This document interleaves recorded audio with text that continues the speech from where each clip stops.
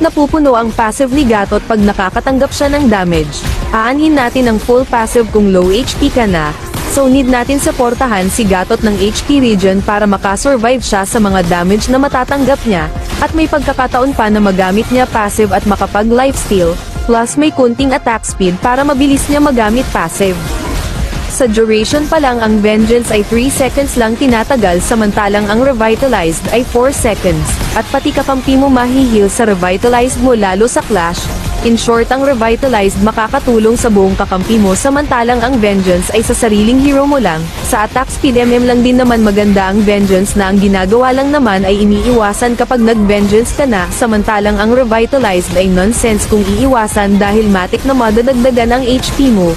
Tingin ko mas madalas nasasayang lang ang Vengeance. Isa pa ini-increase ni Revitalized ng 25% ang shield at HP regen effects plus sabayan mo pa ng Oracle na nagbibigay din ng shield at ini-increase din ang HP regen ng 30% kaya kahit naka-anti-heal pa kalaban hindi ka kakapusin ng HP dahil tuloy-tuloy ka din namang nakakapag lifesteal.